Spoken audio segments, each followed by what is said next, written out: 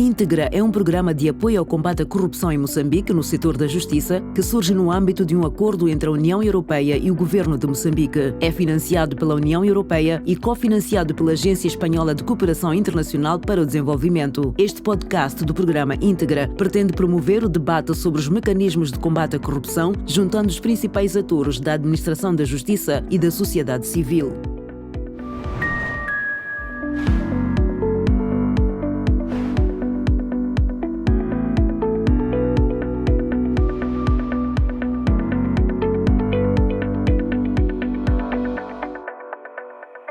Olá a todas e todos, sejam bem-vindos a este episódio do podcast Íntegra. E hoje vamos falar sobre a feminização do judiciário e desigualdade de gênero na magistratura. Portanto, este é o tema central desta conversa de hoje, onde conto com a Marina Macedo, que é a magistrada judicial do Tribunal de Trabalho na cidade de Maputo, e também ao meu lado direito conto com a Yudmila Grashane, espero que tenha pronunciado bem, que é magistrada do Ministério Público e ponto focal em matéria de combate à corrupção na cidade de Maputo. Portanto, neste episódio, mergulhamos nas tensões e contradições que atravessam o sistema de justiça moçambicano à luz das questões de gênero, embora a presença da mulher na magistratura tenha crescido nas últimas décadas, persistem profundas desigualdades no acesso a cargos de liderança, nas relações institucionais e na vivência diária das magistradas. Portanto, ao longo de 30 minutos dividimos em 2 blocos. Portanto, neste episódio abordamos temas como a chamada feminização do judiciário, as barreiras institucionais e culturais enfrentadas por mulheres na justiça. Vamos falar também do assédio e a corrupção sexual nas estruturas judiciais, bem como a importância de julgar com perspectiva de gênero. E vamos falar ainda de leis e práticas que continuam a reproduzir desigualdades e do papel transformador que magistradas e ativistas vêm desempenhando. Por fim, será um episódio que procura não apenas revelar realidades silenciosas, mas também inspirar caminhos para a justiça mais inclusiva, ética e equitativa. Bem-vindas, Marina Macedo e Yudmila Grashane. Espero que vamos ter aqui uma conversa que de facto vai trazer esses elementos todos que estão aqui nesta contextualização. Começaríamos a perguntar assim, bom, vamos lá começar pelo panorama, né? O panorama geral, digamos. Qual tem sido a evolução da presença feminina na magistratura moçambicana, Marina Macedo? Obrigada, Gilberto. É um prazer em conhecê-lo. Prazer também, Ludmila. Ainda não nos conhecíamos pessoalmente, embora já tenha ouvido falar. Somos colegas, por ser também magistrada. Primeiro quero agradecer o convite que me foi feito para fazer parte desta conversa. E gostei de ver que, embora estejamos a falar deste tema de género na magistratura, que é um tema bastante pertinente, gostei de termos aqui um moderador homem, porque normalmente os homens tendem a estar um bocadinho distantes a estas questões. De género fosse apenas das mulheres. Não é? Exato, e não é, porque a luta pela igualdade não é uma luta exclusiva de mulheres, mas é uma luta de mulheres e homens. Então, quanto à questão que me coloca acerca da evolução da presença feminina na magistratura, talvez começaria por recuar um bocadinho atrás, dizer que as mulheres no período colonial sempre estiveram vedadas do exercício da magistratura. A magistratura era uma profissão exclusiva de homens. Então, neste período colonial, o que nós víamos era que os julgamentos, não no sentido que nós conhecemos agora da palavra julgamento, mas a resolução de conflitos era feita por uma autoridade tradicional. E quem era esta autoridade tradicional? Ela era toda ela composta por homens, não víamos mulheres.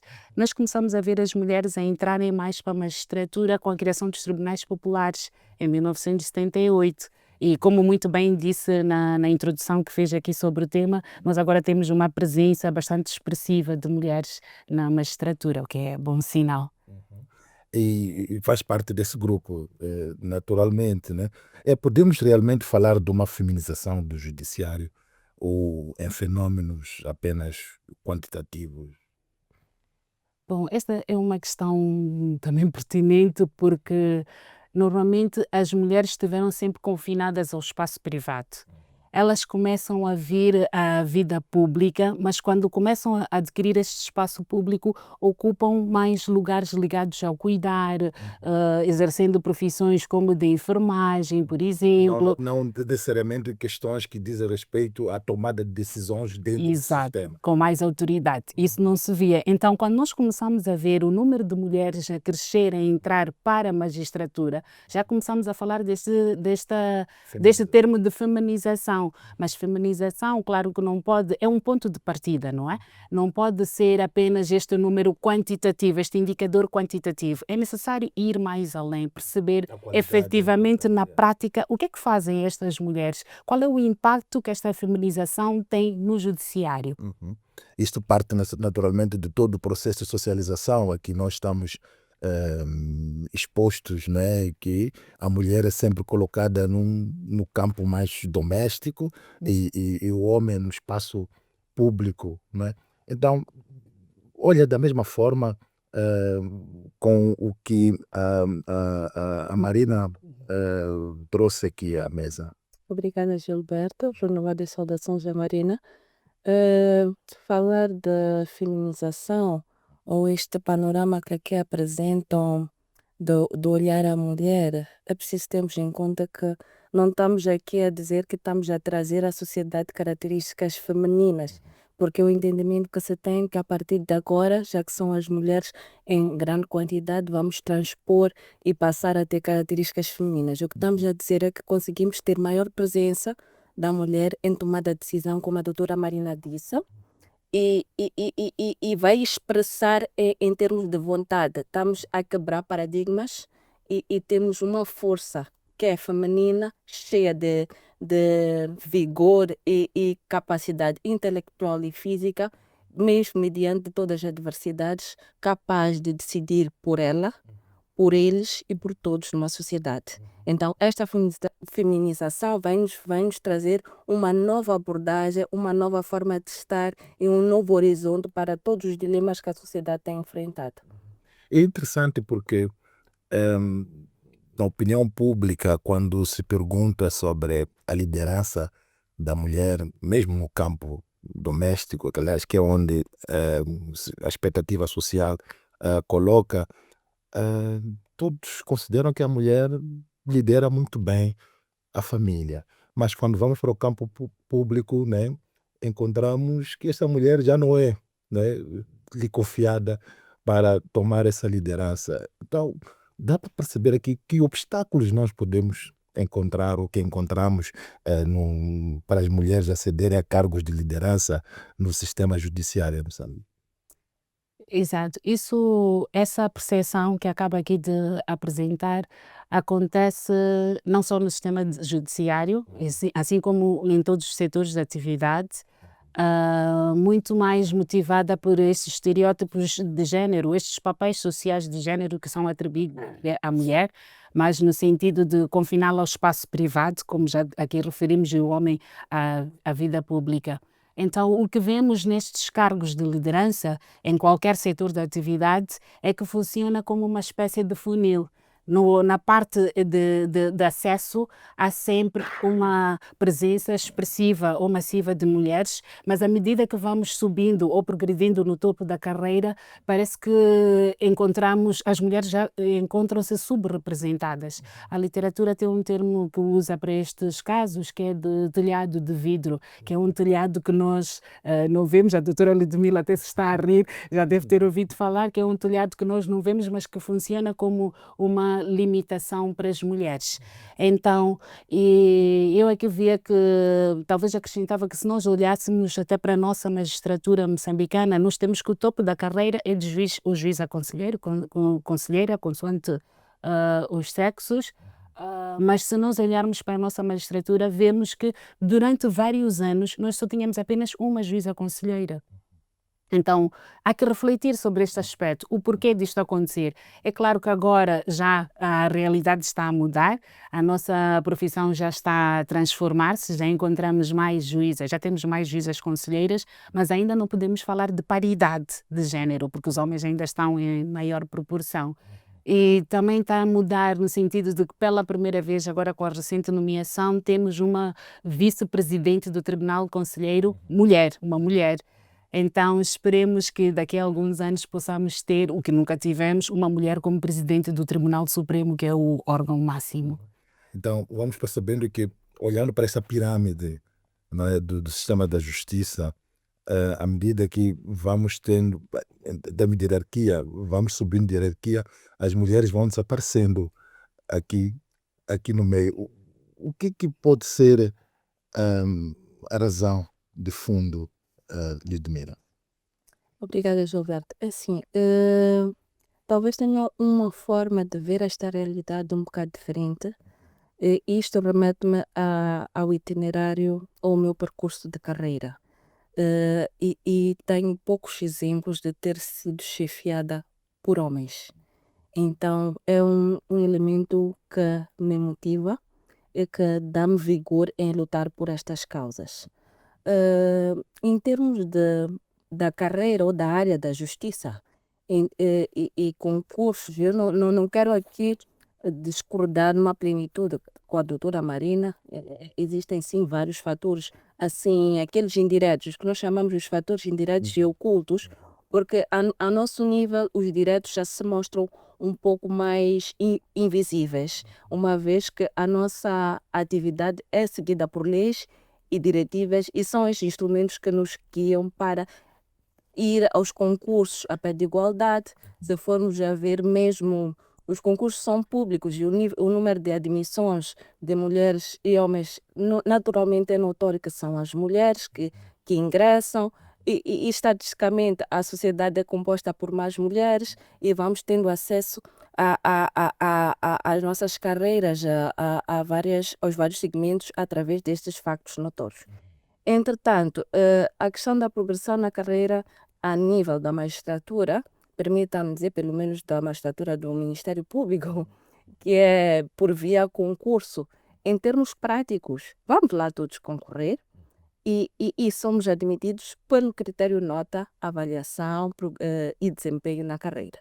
Agora, as questões que criam um grande entrave são aquelas que nós vamos falar da dupla jornada, que é como vamos começar a correr. Tripla, muitas das vezes. Exato. Vamos começar uma corrida, sim, está ali a lei, muito bonita, que somos todos, vamos lá, por hipótese, estamos há 3 anos na carreira, temos lá as classificações que existem, mas se formos, qual foi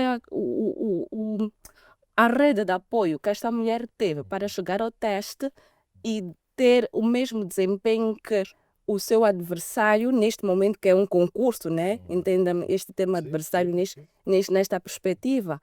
Aí havemos de ver que passou a noite com o filho no hospital, teve que ligar para a mãe ou para alguém. Se tiver esta rede de apoio para ficar, antes teve que tratar da lancheira. Então, nós não chegamos tão plenas numa corrida e isto afeta significativamente e são fatores muito omissos à nossa realidade. Sim.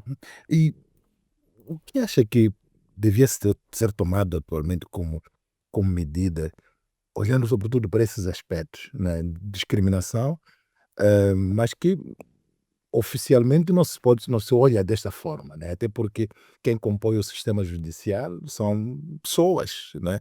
E que não nasceram numa ilha, né? Nasceram neste contexto todo de socialização, onde geralmente a mulher é vista como subalterna, não é? Naquilo que é a atividade principal, que é do homem. Aliás, é o regime, é o patriarcado que está em vigor. E isso transporta-se da família ou da comunidade até as instituições onde fizemos parte. Naturalmente que a ideia não é olhar para o culpado, dizer que aquele ou aquele, mas que todos nós, tanto como sociedade, temos alguma culpa nisto porque educamos os homens e as mulheres, né, desta forma, de forma oposta, inclusive. E que medidas podem ser tomadas no sistema judiciário para, digamos que, promover mais igualdade de género, na vossa opinião?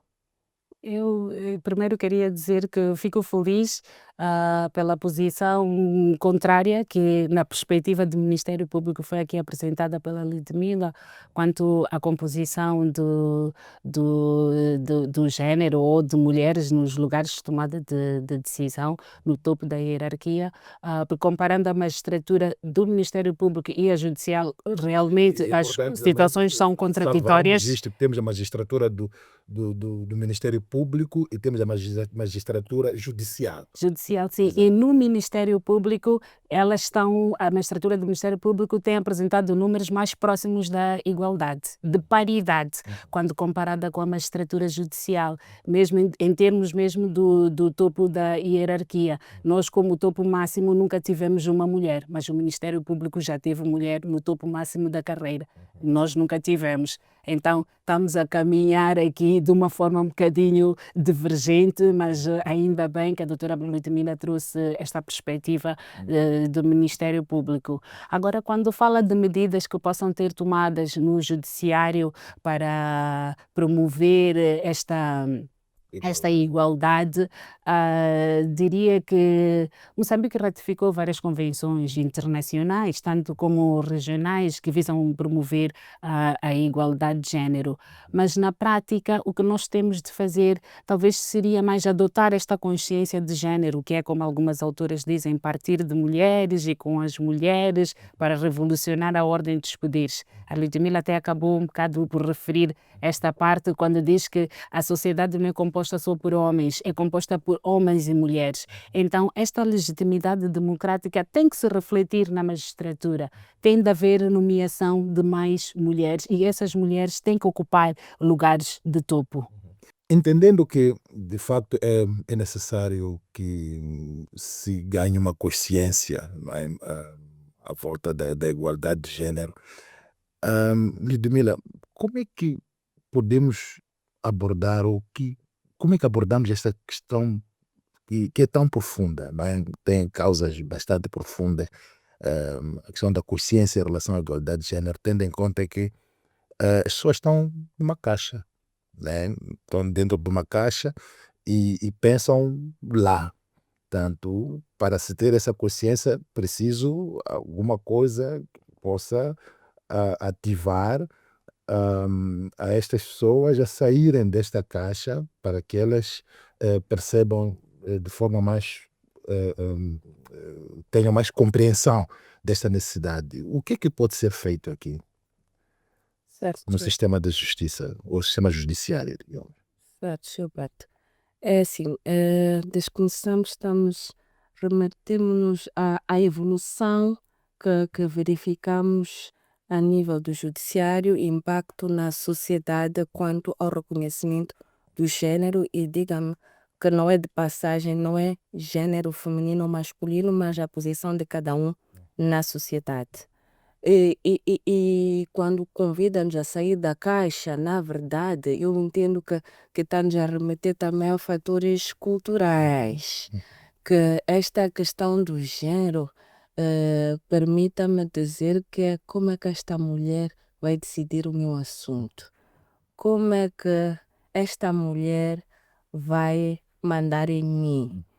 Eu deixei mulher e filhos para ser orientado por uma mulher. É aquela que é considerada subalterna, como se não bastasse. Exato. Infelizmente. Então, infelizmente é este entendimento, mas nós temos que sair deste modelo, porque quando estamos a nível institucional ou da sociedade, nós estamos com pessoas e digamos, como magistradas ou como cultoras e aplicadoras do direito e da justiça, nós estamos munidas de atribuições e competências. Então, são estas diretrizes que me conduzem. Não é o facto de eu ser mulher ou outra coisa. Então, uma das formas que nós temos de chamar a consciência é com a ferramenta que nós temos de trabalho, que é a lei, que graças a Deus Moçambique evoluiu bastante neste aspecto, e acompanhou, como disse, as convenções de que é parte ratificou. E no desrespeito ou na desvirtualização do respeito ao gênero e todas estas questões, nós usamos a lei numa primeira fase. É uma imposição, é cultural, sim, é o entendimento que a pessoa tem, mas vamos aplicar a lei para repor à justiça aquilo que a nível social, a nível mundial, a nível interno, já se estudou e definiu-se que isto é errado, por um lado.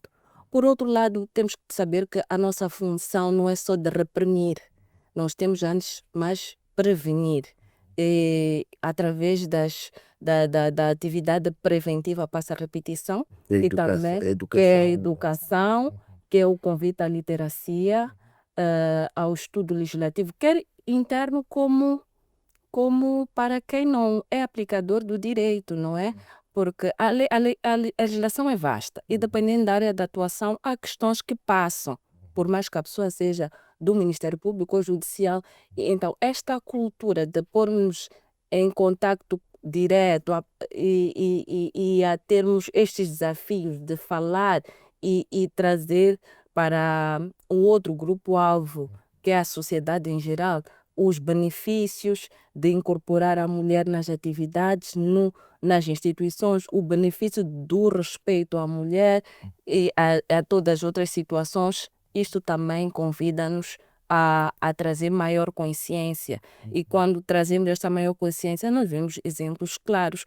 Já conseguimos ter também a participação da própria comunidade a fazer denúncias daqueles atos que são repudiáveis, que anteriormente achavam como uma prática retirada, um costume ou cultural, mas porque já tem informação que não que não é aprovável e que deve ser sancionado, já consegue colaborar até com os órgãos de administração da justiça. Sim. Então aqui estaríamos falando da aplicação da lei, mas também do mecanismo de educação, né, dos atores, todos, incluindo toda a sociedade. Isto vai contribuir para que tenhamos essa consciência, né, a nível do sistema judiciário, onde vai se olhar para a mulher e homem em pé de igualdade, aliás, por fazer o mesmo curso até, né? Mas também nós sabemos que é necessário perceber esses aspectos daquilo que Mila trouxe anteriormente, de que pé de igualdade entre aspas, né? Porque no final a mulher acaba ter que exercer um esforço 10 vezes mais tanto do que o homem. Então, esses são aspectos que devem ser vistos. E olhando para isto, vou ligar a uma questão: como é que a desigualdade de género, Marina, se manifesta nas relações institucionais e no cotidiano da magistratura? Bom, as questões de género sempre acabam por interferir na nossa vida como magistradas. A Ludmila até está-se a rir. E embora Moçambique seja um Estado heterogéneo com diversas formas de regulação social, como afirmam algumas autoras, ele é um Estado fortemente dominado pela cultura patriarcal. Agora, aqui estava até a falar... regiões onde é matrilinear como o norte, Exato. patrilinear como o sul, mas no final todos esses são ambrelados, né, pelo patriarcado. Exato. Ainda bem que fala de regiões matrilineares. O que é esta matrilinidade? Não queria desviar o assunto, mas há autoras até que falam de ser marcadamente matrilinear, porque não significa que o poder está concentrado nas mulheres, mas está concentrado nos homens que compõem a família da mulher. Então, há sempre lá um homem a deter o poder, não é que o poder é da mulher. Então, nós vemos isso, acabamos por ver essas situações nos julgamentos, pelo menos como juíza, vemos muitas vezes utentes a tratarem a juíza por senhora, o que nunca vemos quando é um juiz homem. Apesar de estar ali com a beca, então nós temos de estar a explicar ao utente que não pode dizer senhora, não pode se dirigir assim, tem que dizer doutora. Mas esta explicação, um juiz homem já não passa por isto. Nunca vemos a tratar o senhor. O mesmo acontece na relação entre colegas. Às vezes estamos a discutir uma questão de direito em que eu, como magistrada, estou a trazer aqui a discussão do meu ponto de vista jurídico sobre uma determinada temática, por exemplo, mas o que vamos ver da reação do homem colega é tratar-me por termos carinhosos. Oh, querida, não é bem isso que eu quis dizer. Quer dizer, ao me tratar por querida, já está a pôr-me naquele, além de estar a retirar a minha autoridade, já está a pôr-me naquele lugar de mulher frágil, de sexo frágil e dócil, e já está a remeter-me ao privado, como se eu não fizesse parte deste espaço público, porque quando é com um homem nunca trata por termo carinhoso. Então, são estas questões que acabam por interferir no nosso cotidiano como magistradas. E na magistratura judiciária, desculpem, às vezes eu posso perder aí nos termos, mas na magistratura judiciária temos esta mesma percepção na relação, seja com os colegas ou com consultentes, digamos. Na magistratura do Ministério Público, Por isso, exato. não, e não que não possa responder da magistratura do judiciário, porque como dizem, são Não, eu magistraturas, te fiz confusão. são magistraturas paralelas Pois, e andamos pois. de mãos dadas Pois. para o bom rumo da justiça. Pois. Entretanto, no cotidiano, os desafios são inúmeros e eu repito que são estes assim de forma muito indireta, porque a nível das magistradas ou das profissionais, elas já têm conhecimento de algumas realidades. Então, é a vítima que está consciente que está numa situação de, digamos, de violência ou de discriminação. Entretanto, tem que usar da sua cordialidade, do seu bom senso para gerir os conflitos internos. É um exercício constante que põe toda a mulher em desafios. E face a esta realidade, nós temos que adotar uma postura mais de vigor. É por isso que até em senso comum diz as mulheres estão mal dispostas e na verdade encapam-se com meios de autodefesa porque já sabe como é que está configurada a sociedade. E É um isso- pouco aquela ideia de trazer texto fora do contexto como pretexto, não é? Portanto, para simplesmente perpetuar, não é? esta ideia de que a mulher tem que estar A discriminação. a discriminação, né? A mulher tem que estar lá e não pode estar aqui, não é? É verdade. E nos conduz também a acharmos que estamos numa guerra de géneros ou de sexo, mas não é este o assunto que se coloca. É, ponha-me como mulher a tomar decisão. E se eu provar que por ser mulher não tomo uma boa decisão, isto é um outro assunto. Mas não exclua-me e nem sinta-me como uma ameaça em estar naquele cenário consigo. Então, é esta voz como interveniente de uma sociedade, como elemento preponderante, sem contar que a mulher já traz aquela bagagem de que é quem traz a criação ao mundo. Quer dizer, somos mentoras numa história toda do indivíduo para depois ser anulada num pequeno ponto que questiona-se qual é o fundamento. E deixe-me ir um pouco mais a fundo, que estas questões que se colocam, eu digo, estamos a ignorar todos os fatores científicos, todas as condições científicas para querer remeter a condições sociais, porque a mulher em si já configura-se a sua formação humana de uma determinada forma. Então é preciso respeitarmos estas adversidades e o elenco todo que a rodeia também ter em conta estes fatores. Pois, Sim. até porque a mulher é multitask, não é?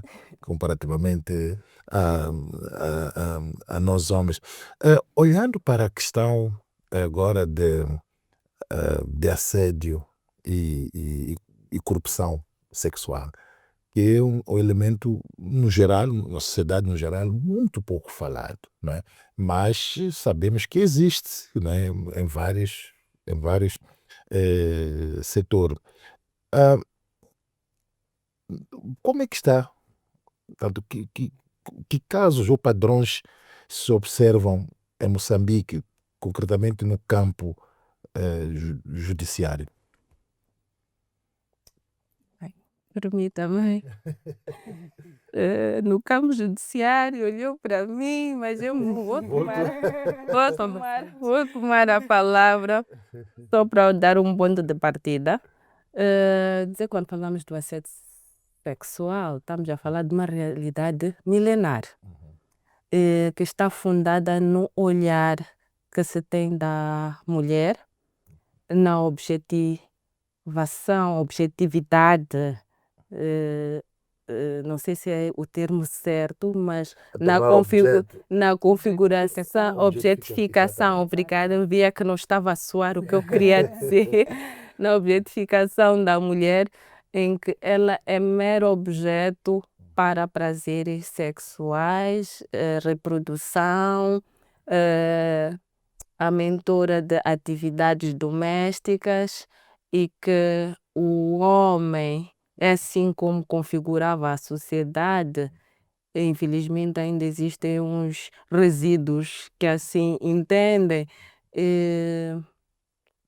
que o homem é quem é o dominador e Portanto, é o ele centro, né? faz o que bem entender desta mulher. E com a evolução, viu-se o quão esta realidade periga toda a sociedade, todas as instituições, todo o meio de convivência, porque tem implícito o ser mulher, a liberdade sexual, a capacidade de per si decidir o que faz ou deixa de fazer com o seu corpo.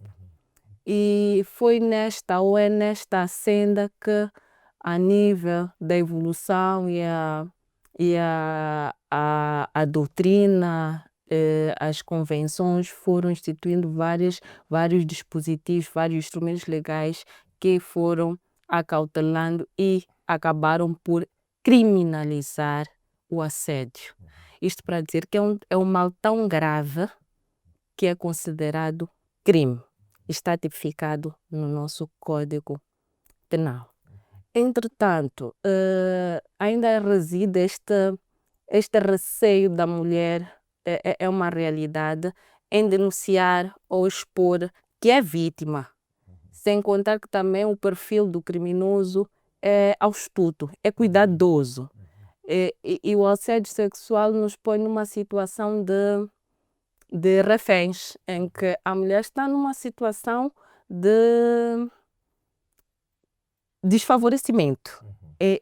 Em termos de hierarquia, está abaixo, está dependente, e é por esta condição que ela acaba sendo sujeita, quer por atos, quer por palavras, quer por insinuações de cariz sexual, que depois põe em causa toda aquela integridade dela, a sua livre capacidade de decidir, a sua autoestima, e vai degradando institucionalmente, porque muitas acabam Alguém que não tendo... tem controle sobre o seu corpo, no final, não pode decidir muito sobre o seu corpo, isso está à mercê do homem que está diante dela, seja de forma profissional ou não. Né? Sim, permita-me dizer que põe em causa, sim, e esta situação, e mesmo mantendo naquele ambiente, interiormente esta mulher vai se destruindo. E ninguém vai Que os perceber o impactos seu são nefastos. desempenho profissional, ninguém vai perceber as suas reações sociais, e vai sendo conotada. E ela como a sociedade revitimiza. Chega-se ao ponto até de ser bonita, ser uma desvantagem. Quem mandou ela ser bonita? Ok, então a sociedade já vem com Portanto, estes... o perpetrador, neste caso, fica impune. O perpetrador é um coitado, né? Porque ela tem culpa por ser bonita naquele local.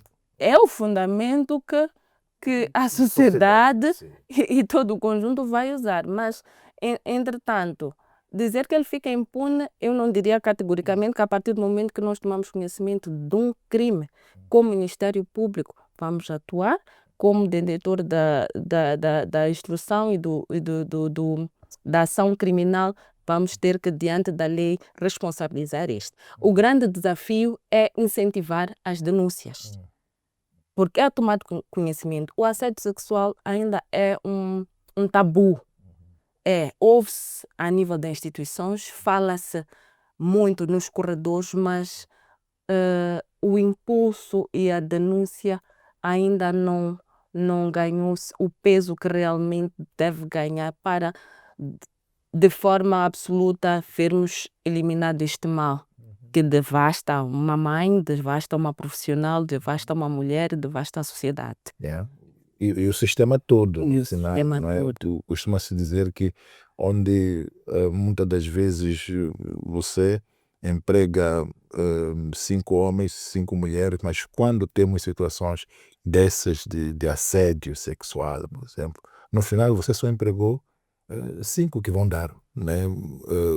A sua energia toda, que são aqueles homens, né? As mulheres já não podem, e você perde muito, porque vai pagar, né? Se você é empregador no final do mês, vai pagar e não vai ter os resultados desejados por conta, naturalmente, desses impactos que seja a nível individual, a nível da pessoa, da mulher que sofreu este assédio, mas também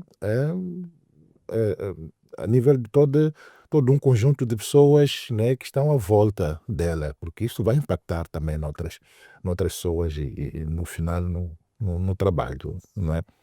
Exato. Eu gostava só de voltar um bocadinho atrás, que eu acabei por ficar ultrapassada, quando falávamos aqui dessas discriminações que existem a nível do judicial, passou a palavra aqui a Ludmila e fiquei um pouco ultrapassada, mas lembro-me de um caso em que houve cá em Moçambique uma conferência internacional de juízes, em que tínhamos oradores de Portugal e moçambicanos. Então, eu queria aqui avaliar um bocadinho, ou refletirmos um bocadinho sobre a composição do painel.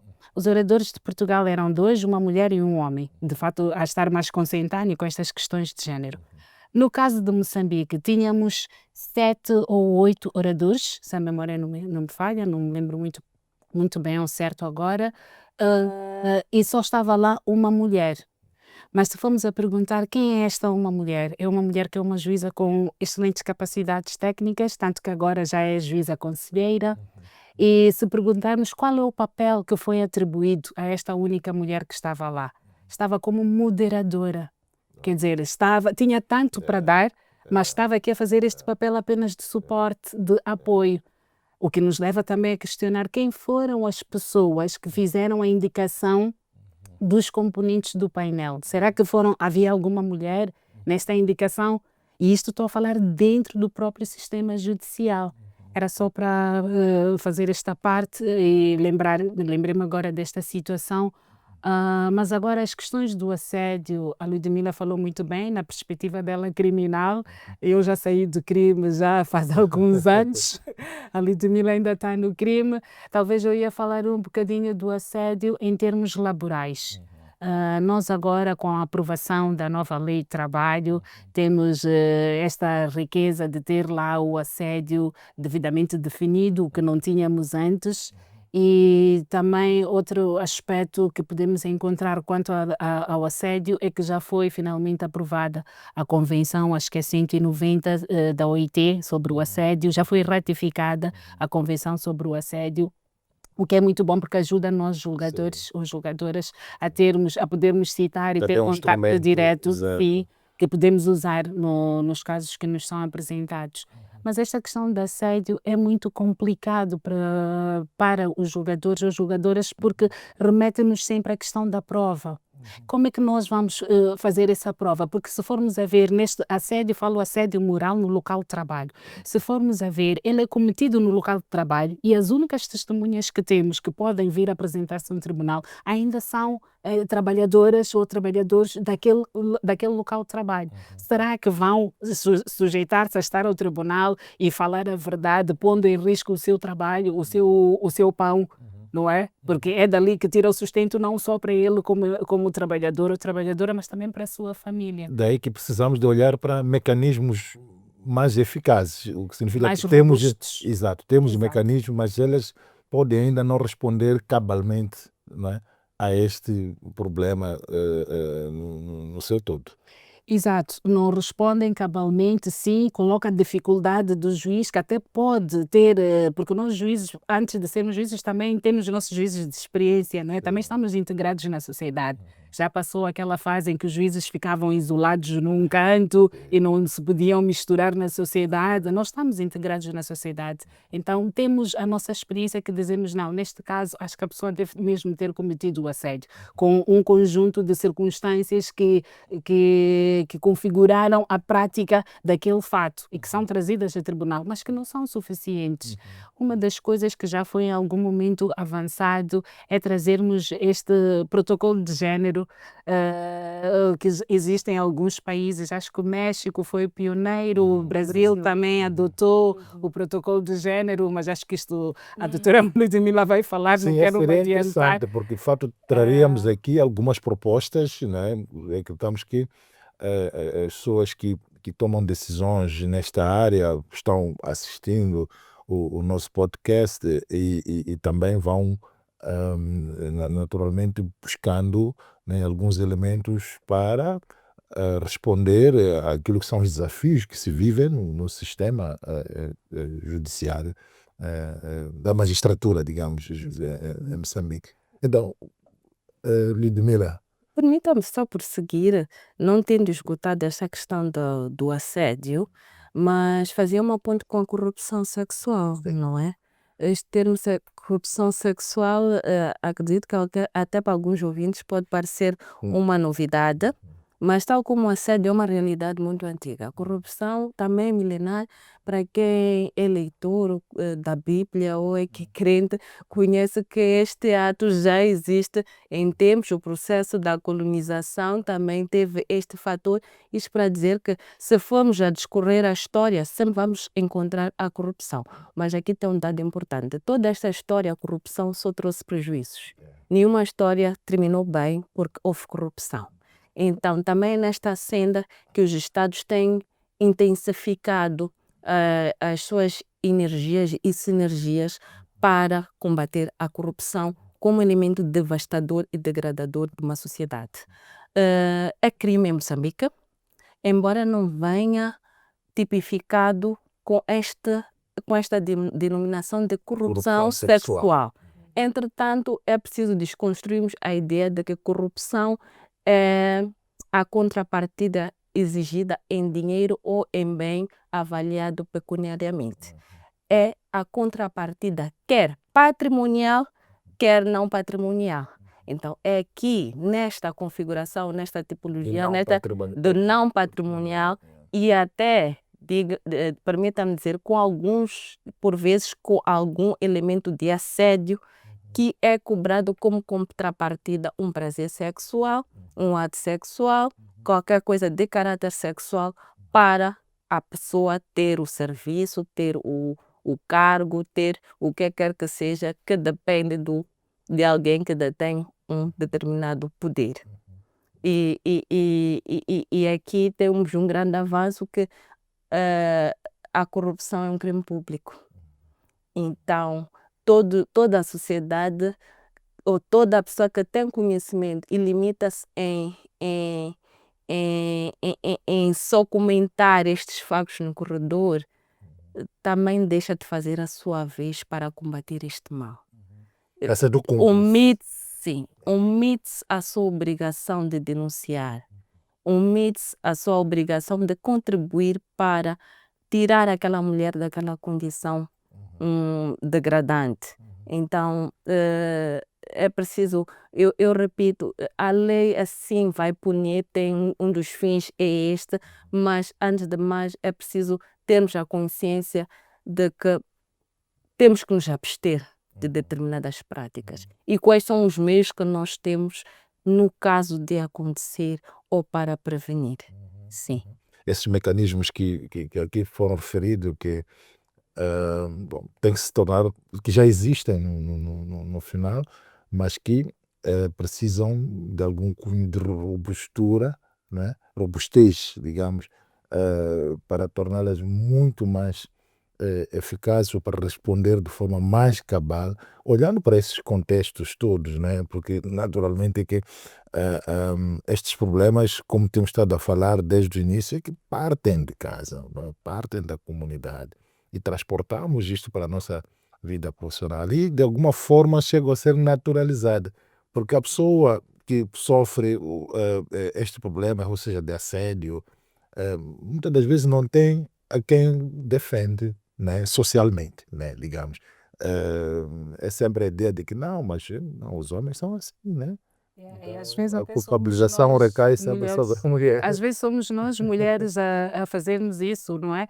Eu já tive casos em tribunal de assédio, mas que é cometido por mulheres também. Assédio no local de trabalho, não só por homens. Às vezes são mulheres que dizem a uma outra mulher que a culpa é da tua roupa, como é que tu vens vestida assim para o trabalho? Vai mudar, vai pôr uma saia que não te desenha o corpo, porque essa saia que tu tens, e apesar de ser comprida, está a desenhar-te o corpo. Mas no Quer final nós dizer, percebemos que mesmo em países onde a religião islâmica, nós sabemos, as pessoas usam burcas, usam aquelas roupas todas enormes de cima a baixo, mas são violadas, são também assédio. Então, tem que se retirar essa ideia de que a culpa, não, a causa deste assédio seja as roupas, né? Acho que é um entendimento que vamos usando como desculpa, que no final penaliza mais a mulher e deixa o homem um pouco mais à vontade, né? É verdade. Na verdade, esta questão que é do de ter a Marina, Estou com os seus títulos. que a Marina é o hábito, permita-me a força do hábito, que a Marina que levantou, estamos já naquele segmento da revitimização, onde procuramos uma causa para esta mulher ser a vítima de violência. Que este também é um grande desafio, que ela já carrega uma dor de ter sido vítima de violência, quer seja de que natureza, e dentro do panorama elenco que vai assistir, ela está desacolhida. Não tem espaços quentes ou frios para, pelo menos, atenuar aquela situação. E é por esta conjuntura que, às vezes, outras desiste. E permita-me também só dar um comentário relativamente à aplicação que estava aqui a referir-se da nossa lei. Eu não acredito que seja insuficiência legal, porque Moçambique ratificou e é signatária de muitas convenções, e nós temos a nossa Constituição, que é a lei A nível global, regional. Exatamente. E esses pontos orientadores, como leis, como normas, como diretrizes que nos conduzem, estão ali, muito bem feitas e a acompanhar a evolução social. Entretanto, o trabalho é com as pessoas. Eu vejo isto mais como um desafio na sociedade e com as pessoas, porque é possível, mesmo depois de aplicarmos a lei a favor de uma mulher, porque tinha que ser pela situação que apresentava, a Marina que me permite, é possível termos até uma participação, porque às vezes a decidiu mal. Vai ser entendimento que às vezes a decidiu mal, porque como é que a mulher acaba com ração, como é que ela que fica com a casa, se eu é que construi, quer dizer, anula toda aquela intervenção, quer seja da mulher, quer seja da vítima, e a contraparte munida de todo o elenco de poder e autoridade que auto-intitula-se, porque acredito que o agressor não é nada poderoso, e vai achar que vai dominar. E a sociedade já vem, infelizmente, com este paradigma, que é o paradigma que temos que desconstruir. O trabalho é de desconstruir o paradigma e quem nos auxilia são as leis que nós temos ao nosso serviço. Enquanto as pessoas per si, porque a norma vem mesmo para ajustar e alinhar tudo aquilo que a sociedade per si não absorve, não é? E mantermos a convivência social a novos níveis. Então, Isto para dizer que há leis, sim, podemos aqui reformular uma e outra, ajustando, mas o grande trabalho é mesmo a nível social, a nível cultural e digamos que Moçambique é vasto. Sim, é Sim. um país Então, heterogêneo, como já o dizia desafio é longo. a Marina. Bom, indo mais à frente, né, olhamos para a questão de julgar com perspectiva de género. Como se define, na prática, julgar com perspectiva de género? Não sei. Obrigada. Julgar na perspectiva de gênero, como a doutrina e alguma jurisprudência que também já se inspira nesta terminologia que é contemporânea, quer trazer a arena da justiça, da decisão e de todos os intervenientes, esta componente de presença da mulher e respeitá-la dentro das suas adversidades. A Marina, perdoe-me, a Marina ainda aqui fez menção ao protocolo. Ao protocolo e agora alguns países têm o protocolo como um ponto orientador para o julgamento na perspectiva de género. O julgar na perspectiva de género está a dizer que vai se favorecer a mulher por ser mulher, não está a dizer que apenas será mais branda por ser mulher, mas está-se a dizer que vai se criar condições dentro daquele todo segmento que a mulher encontra para que o julgamento não seja injusto por ela ser mulher. Algum exemplo, por exemplo, de um julgamento injusto por ser mulher? Eu chego aí. E ainda nesta senda do julgar na perspectiva de género, embora Moçambique não tenha um protocolo, tanto que tal, já está implicitamente esta questão de julgar na perspectiva de género, a partir do momento que temos que respeitar a Constituição. Ali está. A partir do momento que quer o Ministério Público, quer a magistratura judicial, segue a sua lei orgânica, as boas práticas. O não carregar, ou o juiz, eu prefiro dizer o juiz, até as juízas também, a procuradora e o procurador não virem com preconceitos pelo facto dos intervenientes serem mulheres. O mesmo se diga pelas contrapartes, pelas outras partes, de ao ver o juiz mostrar-se ou achar que é incapaz de tomar uma decisão.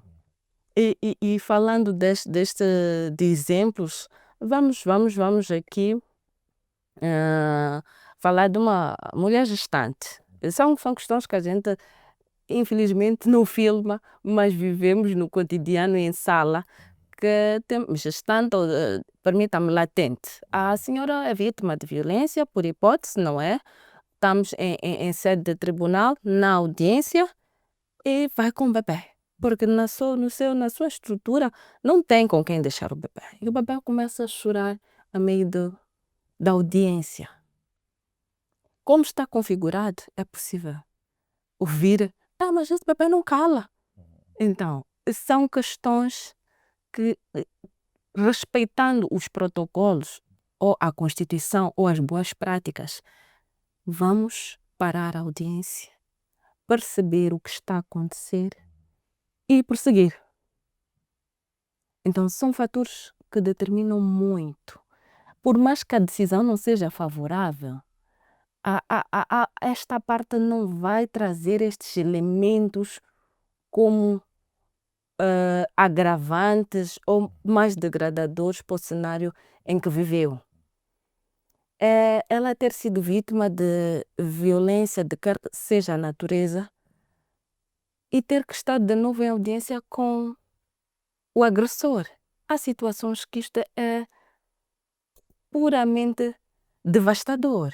É remeter a viver novamente aquela situação. Então, o julgar na perspectiva de género é termos em conta estes fatores todos, esta conjuntura toda, e olharmos para os factos, para a causa, e não para as pessoas ou para o género. Mas também para as necessidades de cada Como bem a pessoa. Constituição diz, tratar o igual pelo igual e desigual pelo desigual.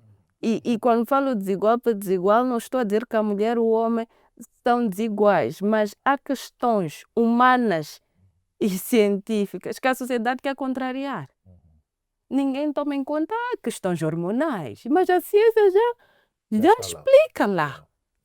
E se eu for levantar, e até se eu ver quantos está, vão dizer que não.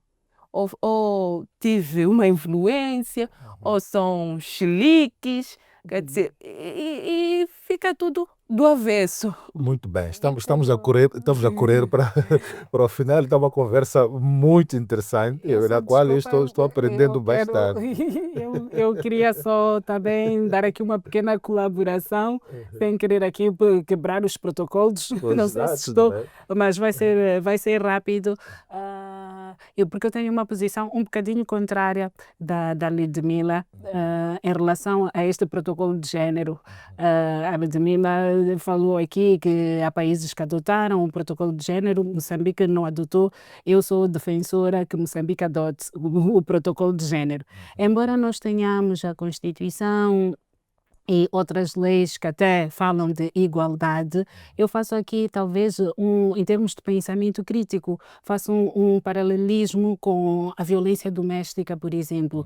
Nós já tínhamos um Código Penal em que dizíamos que agredir alguém que agride o outro comete o crime de... Era primeiro que tivemos a lei 29 Sim, mas antes de chegarmos a essa lei, um bocadinho antes, nós já tínhamos o Código Penal que dizia isso, mas houve necessidade, por causa destas questões de género, em ter uma lei específica que dissesse que o homem que agredir a mulher, não é? Então é aí que culminou com a aprovação dessa lei 29 de 2009, de 29 de 9, tem este... Exato, que agora também parece que acabou por estar incorporado no Código Penal. Então, nessa ordem de ideias, eu acho que sim, há necessidade de nós termos um protocolo específico para julgar com a perspectiva de género, porque a Ludmila que está aqui, por exemplo, tem uma consciência de género, digamos, mas a sua colega uma colega da Ludmila pode não ter essa consciência de género. Como tem consciência de género? Então, há necessidade de tirar o mesmo entendimento deste conceito a nível do sistema, de todos os atores, né, Exatamente. desta área. Por exemplo, em questões de prova. Eu estou a julgar um caso, estamos a falar agora do assédio, em matéria de prova, o depoimento da vítima ou as primeiras declarações da vítima não tem o mesmo valor se eu estiver a apreciar essa prova tendo um protocolo de género. Porque o que temos é a palavra de um contra outro. Então, culmina na falta de prova, vai para a absolvição. Mas se nós tivermos esse protocolo de género, já vamos pôr um peso diferente neste depoimento da vítima, nestas palavras da vítima. Já não vamos estar tão dependentes da prova testemunhal, que é essa que é o colega que não vai dizer nada em abono da vítima. Então, há sim necessidade de termos este protocolo de género e eu faço votos que Moçambique adote no futuro o protocolo de género, a semelhança de outros países. Compreendo. Mesmo para terminar, talvez coloque a última questão, né? Que, pronto, duas é uma, né? Se existem ainda leis ou interpretações judiciais que reproduzem a desigualdade de género, portanto, isso já foi de alguma forma trazido aqui, mas qual tem sido o papel das magistradas e da sociedade civil na luta pela reforma destas normas? Não sei se é para mim. Sim, há leis que ainda perpetuam esta desigualdade de género. Eu acho que se tivermos a falar do momento em que estas leis foram aprovadas, falo do Código Civil, Código Penal, tínhamos lá normas que eram no sentido de que a mulher não podia ser, por exemplo, proprietária de bens. Havia normas que na altura agora podem parecer absurdas, mas eu estudei com estes códigos antigos. Havia normas também que diziam, por exemplo, que a mulher não podia viajar sem autorização do marido, ou em termos penais que a violação acabava por ser legitimada se o violador casasse com a pessoa que violava. Quer dizer, mas isto operou-se uma mudança em vários países. Estas leis acabaram por ser revogadas e outras alteradas por forma a estarem mais consentâneas com as questões de género. Em Moçambique nós também já alteramos e revogamos muitas leis, mas em termos de leis que agora estão em vigor, não vou dizer que todas as leis estão de acordo com as questões de igualdade e que estão a Porque respeitar até as porque, questões de porque género. foram feitas na base, não é, do patriarcado, não, muitas, Exato, porque muitas isso vezes. ainda nessa altura, mas exato. mesmo agora, como disse aqui, porque estes papéis sociais de género São profundos, ainda estão em vigor, ainda vemos isso. E Comenta um pouco sobre isso, mas também as últimas considerações, alguma mensagem que quer deixar às mulheres, sobretudo que querem entrar para o sistema de justiça, né, ou que sentem-se desprotegidas por ela. Obrigada. Primeiro quero concordar com a doutora Marina em relação à questão, permita-me recuar um bocado do protocolo, que eu sou plenamente de acordo que tenhamos um protocolo, mas enquanto não tiver, também temos pontos orientadores que são as boas práticas. Na verdade, o protocolo é uma expressão de boas práticas, do que deve ser. Então, vamos consolidar todas as boas práticas e vai ser uma regra de conduta. Praticamente, vamos pôr ali na porta do tribunal, na porta da procuradoria e todas as instituições da administração como um protocolo, como o nome diz. E enquanto não tivermos, como se bem diz, problemas locais, soluções locais, a bem da justiça, não é? Parar é que não podemos, né? Exatamente. Entretanto, nesta questão da evolução legislativa e a expressão ainda da desigualdade de género, eu alicerço-me muito na Constituição. Eu filme muito nos princípios e diretrizes e normas que vêm implementadas na Constituição. Porque, como a Marina estava a dizer, nós herdamos a grande parte das leis. E houve uma evolução e a legislação é vasta. Permita-me, é vasta, porque pode ser, posso até chegar ao abismo se eu disser que não, e alguém vai me trazer uma lei que ainda está em vigor que tem esta expressão. Mas diante disto, como aplicadora de direito, e as regras são claras, se for contrária à Constituição, põe em causa a igualdade de género, como é que a gente faz? Tem mecanismos próprios para, na Mas aplicação também, depois, temos aqui o concreta, problema é a afastar, interpretação, né? afastar, sim, os nossos fundamentos. Por isso é que a gente Sim. aplica devidamente fundamentar, é afastar esta norma pelo seu desuso e violação às normas constitucionais. É a ferramenta como aplicadoras de direito que nós temos. Agora, é uma palavra de encorajamento, sendo mulher na administração da justiça e como magistrada, eu acredito que é a expressão mais alta que nos dão ferramentas para, por nós e para nós, irmos atrás dos nossos direitos, dos mais vulneráveis, da mulher, do homem, da sociedade. E sermos a referência, expressarmos a confiança e as soluções efetivas, como se diz, a justiça material efetiva, não é a decisão que queria, mas se alcançou o ponto mais alto que se pretendia. Às vezes não é por concordar, mas é por trazer uma transparência e uma plenitude de que se isto estava errado, de facto foi condenado por isto, foi uma mulher, ela nem foi má. Eu agi de forma errada e assim será, vou cumprir. Então, ter as mulheres nesta arena e convidar as mulheres é chamar a sociedade num todo, que é composta, a sociedade moçambicana é maioritariamente composta por mulheres. E nós temos um grande TPC que é através que aqui não fizemos menção, que é a lei das uniões prematuras, que foi um avanço Enorme. fenomenal que o país fez, e esta nossa guerra, como eu disse, Moçambique não é Maputo, e é puxando todas as mulheres, convidando à educação, que vamos ter mulheres médicas, magistradas, e a ocuparem grandes cargos sãs para cuidar dos seus filhos e para uma sociedade melhor. Exatamente. Para fechar, Marina, mensagem E depois Tudo também direto, as conciso. mulheres, exatamente. Já estamos fora de Boa, tempo. Acho que aqui já a percebi. produção deve estar a dizer, não, por que que não termina? Já está na hora e tal. Sim, mas Brincadeira, também mas, você, como diz, sou yeah. habituada a ser muito objetiva. Eu, claro que encorajo as mulheres a entrarem para a magistratura.